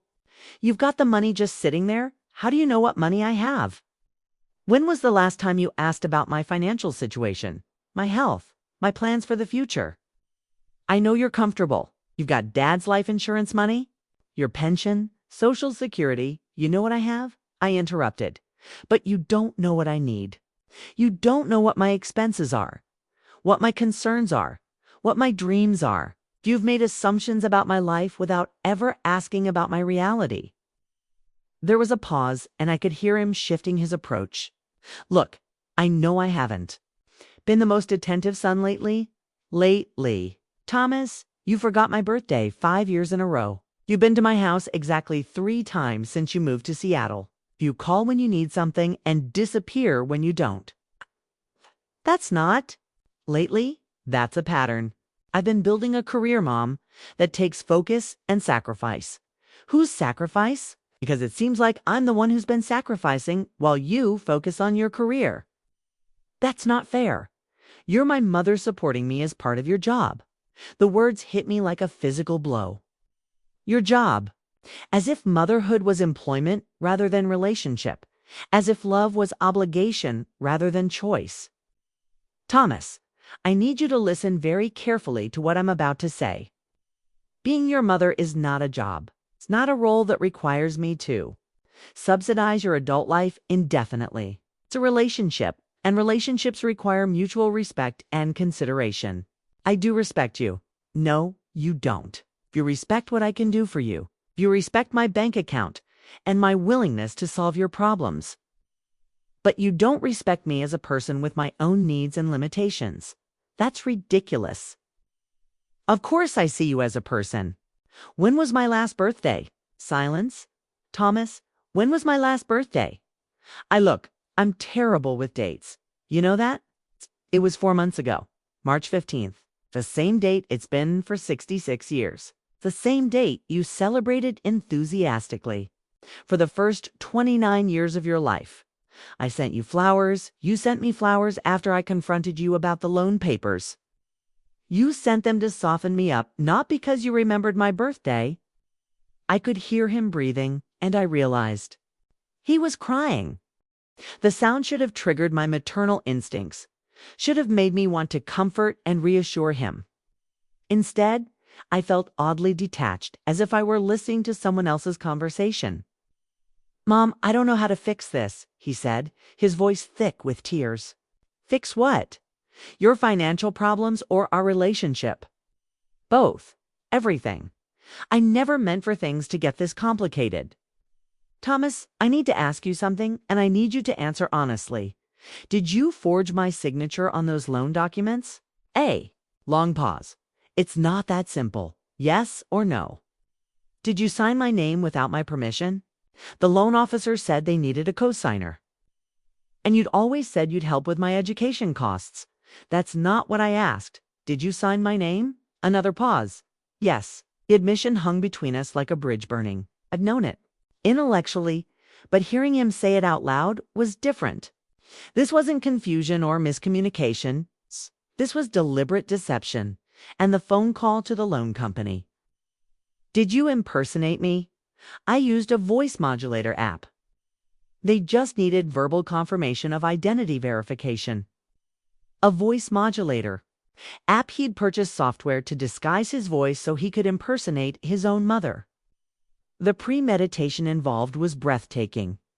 Thomas, do you understand that what you did was fraud? It wasn't really fraud because I knew you'd help me. Eventually I was just ... streamlining the process. Streamlining? You committed identity theft to streamline the process of spending my money without my permission. When you put it like that, it sounds worse than it was. How is it not exactly that bad? I could hear him struggling to find words that would reframe his actions as somehow acceptable. Mom, I was desperate. My credit score was affecting my ability to get a better apartment. And my current payments were so high I couldn't save anything. I thought if we consolidated everything with you as a cosigner, it would solve all my problems. Your problems, Thomas. It would solve your problems by creating problems for me. Did you think about how an $80,000 debt obligation would affect my financial security? Did you consider what would happen if you lost your job or decided you didn't want to pay anymore? I wouldn't do that. You already did do that. You took legal responsibility away from yourself and gave it to someone else without asking. It's exactly what you'd be doing if you defaulted. I'm not going to default.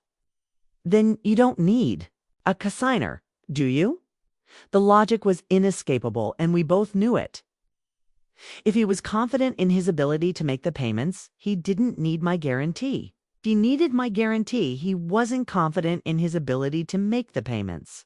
Either way, his mother shouldn't be financially responsible for his educational choices as a grown man. Mom, I think we need to take a step back here. Maybe I made some mistakes with the paperwork. Stop calling it mistakes. Stop minimizing. What you did, you committed fraud.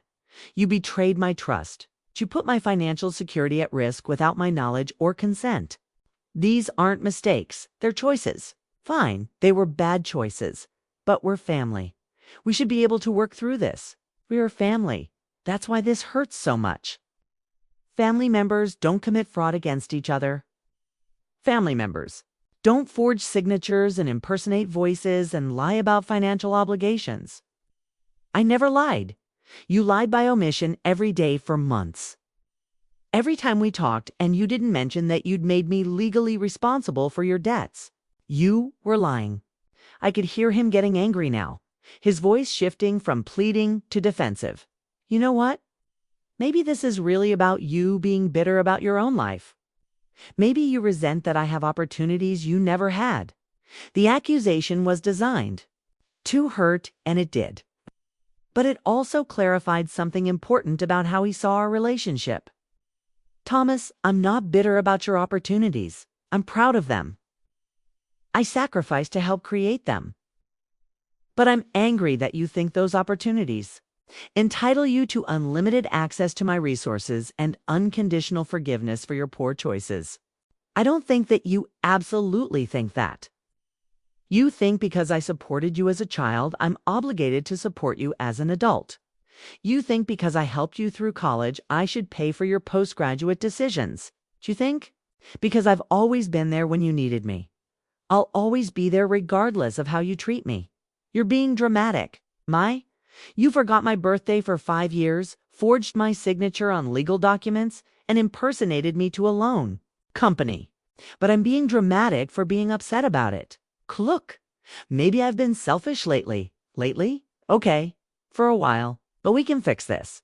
I can start calling more, visiting more. I can be a better son. Thomas, I don't want you to perform being a better son. I want you to actually be one. And that starts with taking responsibility for your own life and your own problems. So you're just going to abandon me? After everything we've been through together? I'm not abandoning you. I'm refusing to enable you. There's a difference. Doesn't feel different, I know. It's because you've never had to distinguish between the two. But it's time you learned. There was a long silence, and I thought he might hang up. Instead, his voice came back smaller, more vulnerable than it had been all morning. Mom, I'm scared. What if I can't handle all this on my own? For the first time in the conversation, I felt the familiar tug of maternal instinct. This was the voice of the little boy who used to crawl into my bed during thunderstorms, who needed reassurance that the world was safe and manageable. Thomas, you're 34 years old with a good job and a sharp mind. You've handled challenges before when you've had to. The only reason you're scared now is because you've gotten used to having someone else handle the hard parts for you. But what if I fail?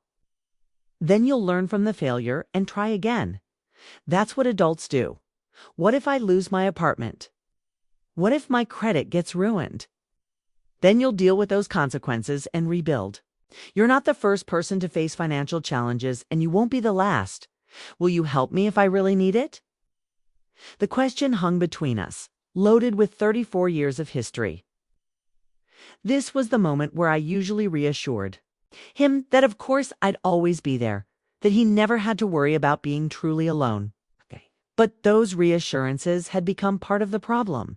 Thomas, I will always love you. But my help from now on will depend on how you treat me and how you treat yourself. If you want a relationship with me based on mutual respect and genuine care, I'm here for that. If you want a financial safety net with no strings attached, you'll need to find that somewhere else. That's not an answer. It's the only answer I have right now. I hung up before he could respond, my hands shaking with adrenaline and something that felt like relief. The conversation had been difficult but necessary, like lancing an infected wound that had been festering for years. It wasn't until I was gathering my materials for the writing group that I noticed the voice memo app was still running.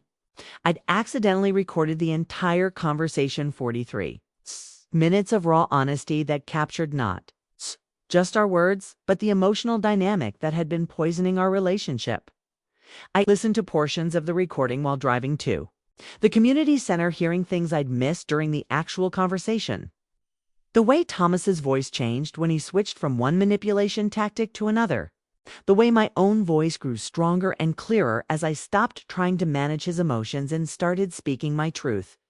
But most striking was the moment when he'd asked if I would help him if he really needed it. In the recording, I could hear a long pause before I'd answered, a pause where the old Maria would have immediately promised unconditional support. The new Maria had chosen her words carefully, setting boundaries even in the face of his vulnerability. At the writing group, found myself sharing the experience with the participants. Not the specific details, but the general challenge of having difficult conversations that needed to happen. Sometimes I told them the most important stories are the ones we tell in real time, when we're living them rather than writing them. Today I had a conversation that rewrote the narrative of one of my most important relationships. Harold nodded knowingly. My wife and I had one of those conversations last week about retirement, about what we want the next phase of our lives to look like. We'd been avoiding it for months, but finally we just had to say the hard things. Out loud, what made you finally ready? Asked Alina. I think it was this group, actually. Writing about my father made me realize how much I don't know about my own wife's dreams and fears. We'd been married 42 years, but we'd stopped really talking to each other. We were just managing logistics and avoiding anything that might cause conflict. Margaret shared a similar story about finally confronting her adult daughter about boundaries and expectations. I've been babysitting my grandkids 3 days a week since my retirement, assuming my daughter needed the help. But last week I asked her if she actually wanted me to keep doing it or if she just felt obligated to accept my offer. Turns out she's been wanting to put them in a preschool program, but didn't want to hurt my feelings. What did you decide? I asked. We're transitioning to 1 day a week, and I'm going to use the other time to take that art class I've been putting off for 15 years. As the group members shared their stories of difficult but necessary conversations, I realized that what we were really talking about was the courage to live authentically rather than just agreeably. We'd all spent years being accommodating, managing other people's emotions, avoiding conflict even when conflict was what our relationships needed to grow. I think, I said as our session was ending, that one of the gifts of getting older is that we finally run out of time to waste on relationships that don't serve everyone involved. We get brave enough to have the conversations we should have been having all along. Dorothy, who'd been unusually quiet during the discussion, spoke up. Honey, at my age, I've learned that the people who get angry when you set boundaries are the ones who are benefiting from you not having any. The observation was so precisely accurate that several people laughed out loud. It was also a perfect summary of what I learned from my conversation with Thomas. His anger wasn't really about the money, it was about losing the unlimited access to my resources that he'd grown accustomed to. That evening, I sat in my garden with the phone recording and my journal, listening to key portions and taking notes about what I'd learned. The conversation had been painful but revelatory, forcing both of us to acknowledge truths we'd been avoiding. I wrote, August 22nd, had the conversation. Should have had years ago.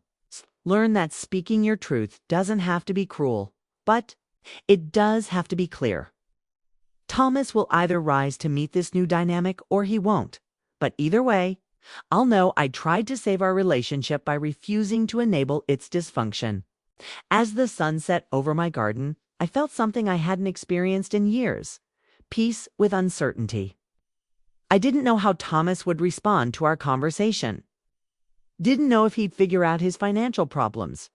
Didn't know if our relationship would survive this transformation, but for the first time in decades, I knew exactly who I was and what I stood for. And that, I realized, was worth more than any amount of money or any relationship built on enabling and dependency. The notebook was simple, spiral-bound with a blue cover and 200-line pages that held infinite possibility. I'd bought it the day after my conversation with Thomas, driven by an impulse I didn't fully understand at the time, standing in the office supply store, surrounded by planners and journals and organizational systems. I'd been drawn to this particular notebook because it looked like the ones I'd used in college, back when I still believed I might become a writer someday. Now, 3 weeks later, the notebook sat on my kitchen table, its pages filled with fragments of stories, observations about the changing season, and drafts of the letter I'd been trying to write to Thomas. Not an email or a text message, but an actual letter written by hand on paper, the kind of communication that required thought and intention rather than impulse. The writing group had ended the previous Thursday, our 8-week session concluding, with a reading where each participant shared something they'd written during our time together. I'd read a piece about Millicent the library mouse, but not from the original children's story. Instead, I'd written about Millicent as an older mouse, one who'd spent years helping other creatures with their stories but had finally decided to write her own. She'd been so busy editing everyone else's endings, I'd read to the group that she'd forgotten she was the protagonist of her own tale. But stories don't wait forever to be told. Eventually, you have to choose between being a supporting character in someone else's narrative or the hero of your own. The response had been warm and encouraging, but more importantly, the act of reading my words aloud had felt like a homecoming to a part of myself I'd thought was lost forever. After the group, and several participants expressed interest in continuing to meet informally, we'd started gathering every Tuesday morning at the Cedar Bay Cafe, sharing coffee and whatever we'd written during the week. It wasn't structured like the formal group, but it provided accountability and community for our continuing literary experiments. This Tuesday, I plan to read the letter to Thomas not because I intended to send it, but because writing it had helped me clarify my thoughts about our relationship and my hopes for its future. The letter had gone through 7 drafts over 3 weeks, each version revealing new layers of what I wanted to say. The first draft had been angry and accusatory. The second had been overly apologetic, taking responsibility for everything that had gone wrong between us. The third had been clinical and distant, like a business memo outlining terms and conditions. But the 7th draft felt right, honest but not harsh, clear but not cold, loving but not enabling. Dear Thomas, it began, I've been thinking about the conversation we had 3 weeks ago. And I wanted to follow up with some thoughts that I couldn't articulate clearly on the phone. Not because I was angry, but because I was finally ready to tell the truth about things I'd been avoiding for years. I take responsibility for my part in creating the dynamic between us. I taught you that my love was expressed through solving your problems, and I never taught you that healthy relationships require boundaries and mutual consideration. I was so afraid of you feeling abandoned after your father died that I never let you learn to stand on your own feet. But you're 34 years old now, and it's time for both of us to learn new ways of loving each other. I will always be your mother, but I can't continue to be your emergency fund, your crisis manager, or your backup plan for every challenge you don't want to handle yourself. I hope you can understand that this isn't about punishment or withholding love. It's about believing in your capability and wanting you to discover the satisfaction that comes from solving your own problems and building your own resilience. Also, hope you can understand that I'm not just your mother, I'm a whole person with my own dreams, needs, and limitations. I spent 30 years defining myself primarily in relationship to you, and while that season of my life was meaningful and important, it's time for me to remember who else I am. I'm learning to write again. I'm facilitating a group for other people who are rediscovering their voices. I'm thinking about traveling to places I've only read about. I'm planning a garden that's more ambitious than anything I've attempted in years. I'm becoming someone I haven't been in a long time, and I hope you'll be curious enough to get to know this version of me. If you decide you want a relationship based on mutual respect and genuine interest in each other's lives, I'm here for that. If you want to call me on my birthday, visit me more than twice a year, and share your thoughts and feelings rather than just your problems, I would welcome that with joy. But if you're only interested in what I can do for you rather than who I am as a person, then we don't really have a relationship worth preserving. I love you, Thomas. I always will. But I love myself too, and I'm finally ready to act like it. Your mother, Maria, writing the letter had been therapeutic, even though I had no intention of sending it. The act of putting my thoughts into written form had clarified my position and helped me process the complex emotions that had been churning since our phone conversation. Thomas hadn't called since that day, and I'd resisted the urge to reach out to him. The silence was difficult but also instructive. In the past, I would have been the one to call first, smooth over any conflict and restore harmony, even if it meant compromising my own position. Now I was learning to sit with discomfort rather than immediately trying to fix it. Delia had been my steady companion through this period of uncertainty, checking in regularly and offering perspective when my resolve wavered. "Honey," she'd said, "the previous week, if he calls you tomorrow and apologizes for everything and promises to do better, what will you do?" The question had caught me off guard. I'd been so focused on maintaining my boundaries in the face of his resistance that I hadn't considered how I'd respond if he actually changed his approach. I guess I'd want to see sustained change over time, not just promises in the moment. I'd said after thinking about it. And if he doesn't call at all, then I'll know he was more interested in what I could do for him than in having a real relationship with me. Either way, you'll have your answer. The truth of that observation had been both comforting and sobering. After decades of uncertainty about where I stood with Thomas, was finally going to get clarity about what our relationship actually meant to him. But the most surprising development had been how much space his absence had created in my life for other things, without the constant low-level anxiety about when he might call with his next crisis. Without the mental energy I'd spent worrying about his finances and career and relationships, I'd discovered reserves of creativity and enthusiasm I'd forgotten. One possessed.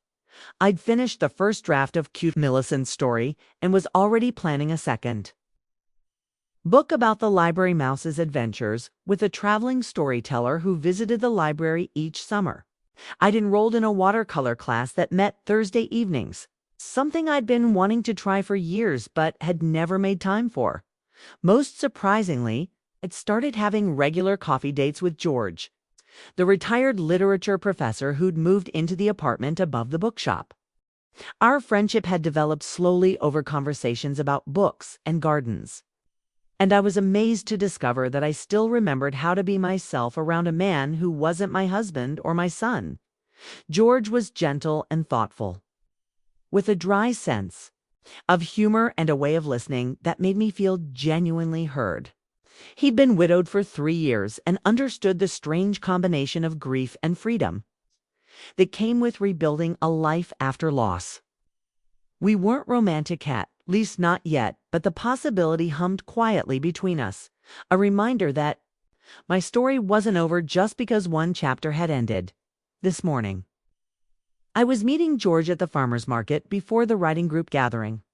He'd offered to help me select plants for the herb garden I was planning to install in the spring. I was looking forward to the combination of practical advice and pleasant company. I tucked the notebook into my purse along with the letter to Thomas, then took a final look around my kitchen. The loan documents had been cleared away weeks ago. The fraud investigation had concluded in my favor, and my name had been removed from all of Thomas's financial obligations. The roses he'd sent were long gone, but the vase held fresh flowers. From my garden, the kitchen looked different than it had 2 months ago, though I couldn't immediately identify what had changed. Then I realized it looked like the kitchen of someone who was living rather than just existing. Cookbooks were stacked on the counter next to ingredients for recipes I actually planned to try. The windowsill held seedlings for the fall garden I'd planted with enthusiasm rather than obligation. The table held my notebook, my watercolor supplies, library books I was reading for pleasure rather than distraction. It looked like the kitchen of someone who had her own life. The farmer's market was bustling with early October energy. Vendors displaying the last tomatoes and peppers of the season alongside the first winter squash and late-season greens. George was waiting for me near the entrance, holding 2 cups of coffee and wearing the expression of someone who was genuinely pleased to see me. "I thought we'd start with the herb vendors," he said, handing me a cup. "Though I have to warn you, I'm biased toward the woman who grows the most spectacular rosemary. She's also about your age and has strong opinions about everything, so you'll probably like her." He was right. Sarah, the rosemary vendor, was a force of nature who'd started her business after her divorce at age 60. "Best thing that ever happened to me," she declared as she showed me varieties of sage and thyme. 38 years of marriage, to a man who thought my only purpose in life was to make his dinner and wash his socks. Now look at me. I've got 2 acres of herbs and more orders than I can fill. As Sarah described her business and her plans for expansion, I found myself thinking about the different paths women could take when they reached the point of reevaluating their lives. Some, like Sarah, made dramatic changes after major losses. Others, like me, made quieter transformations that were no less significant. "What made you decide to start over?" I asked her. My daughter, Sarah, said without hesitation. She was 32 and still calling me every time she had a minor crisis. One day she called because she'd gotten a flat tire and didn't know how to change it. I drove 40 minutes to help her, and while I was changing the tire, I realized I'd spent so much time rescuing her from every inconvenience that she'd never learned basic life skills. "What did you do?" I finished changing the tire. Then I told her it was the last time I'd do it for her. I said if she wanted to be a grown-up, she needed to learn grown-up skills. She was furious with me for about 6 months. And then Sarah grinned. And then she learned to change her own tires and fix her own toilet and handle her own problems. Now she calls me to share good news instead of just emergencies. Our relationship is 1,000 times better because I stopped being her permanent rescue service. I bought several herb plants from Sarah, along with her business card and a promise to visit her farm sometime. As George and I walked through the rest of the market, I told him about Thomas and the loan situation, about the writing group, and my changing perspective on motherhood and independence. "It sounds like you're having quite an awakening," he said, as we sat on a bench overlooking the harbor, sharing a pastry from the French bakery vendor. "I think I am, though it doesn't feel dramatic, more like remembering something I used to know but had forgotten." "What's that?" "That I'm allowed to have my own life. That taking care of other people doesn't have to mean neglecting myself. That saying no to one thing means saying yes to something else." George nodded thoughtfully. "One of the hardest lessons of aging is learning to prioritize what actually matters to you rather than what you think you're supposed to care about. What do you think matters most? Authentic connections, creative expression, contributing something meaningful to the world, and having the courage to disappoint people who want you to be smaller than you really are." The phrase resonated with something deep in my chest. Having the courage to disappoint people who want you to be smaller than you really are? I thought about Thomas, about his anger when I'd refused to continue enabling his financial dependence. His disappointment had been real, but it was disappointment that I wouldn't continue to make myself smaller to accommodate his larger problems. At the writing group gathering, I read the letter to Thomas aloud, along with a short piece about the farmers market conversation and what it had taught me about authentic relationships versus convenient ones. "The thing about enabling," I read from my notebook, "is that it feels like love, but it's actually a form of control.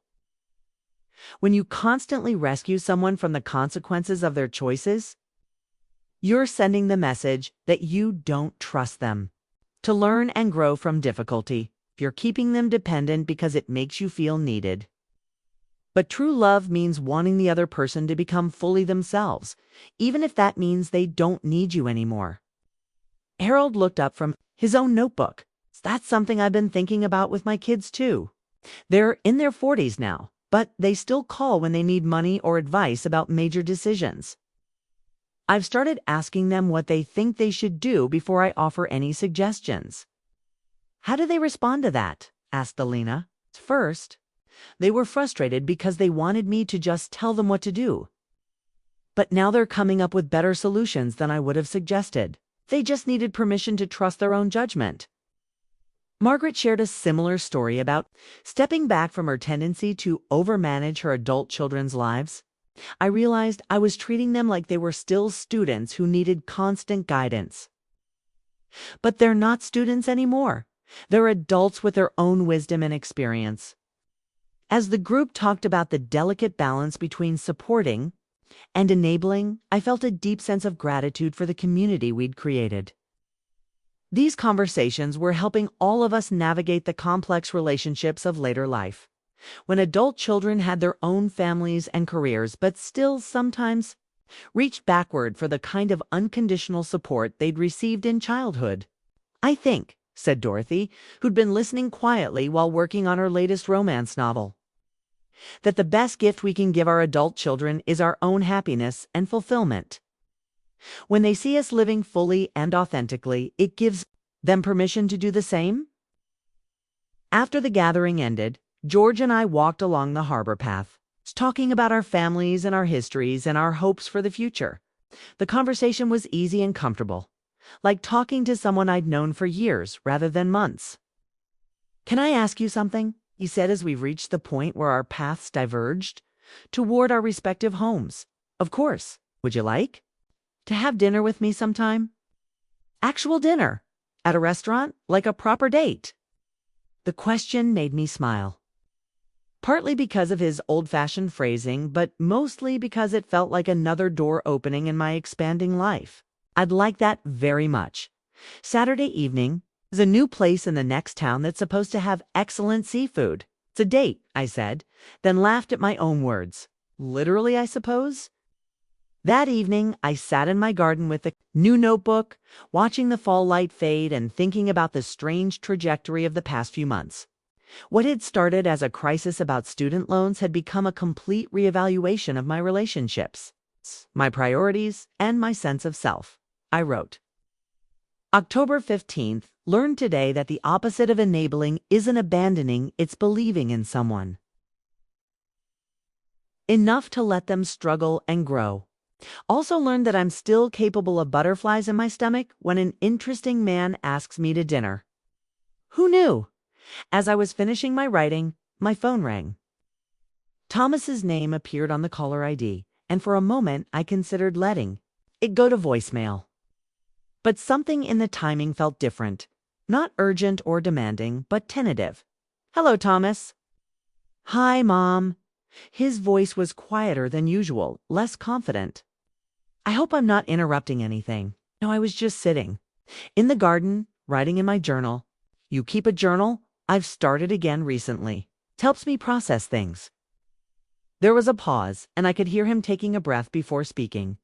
"Mom, I've been thinking about our conversation last month, about everything you said." "Okay. I think maybe you were right. About me not seeing you as a real person with your own life and needs. I think I've been treating you like a service rather than a relationship." The admission was more than I dared to hope for, but I was careful to keep my voice neutral. "What brought you to that realization?" "Honestly, I've been struggling with the loan payments, and every time I hit a problem, my first instinct was to call you. But then I'd remember what you said and force myself to figure out another solution. And you know what? I've been figuring things out. It's been hard, but I've been handling it. I'm proud of you for that." It made me realize how much I'd been using you as a crutch instead of developing my own problem-solving skills. And then I started thinking about how long it's been since I asked you about your life instead of just talking about mine. "Thomas, it means a lot to hear you say that." "Mom, can I ask you something?" "Of course. Are you happy?" "I mean, really happy, not just okay." The question caught me by surprise with its genuine curiosity. When was the last time he'd asked about my emotional state rather than just my availability to solve his problems? "I'm learning to be happy again," I said. "I'm discovering parts of myself that I'd forgotten existed." "Like what?" I told him about the writing group, about Millicent's story, about the watercolor classes and the new friendships I was forming. I told him about the herb garden I was planning and the books I was reading and this sense of possibility that had entered my life. "You sound different," he said when I finished.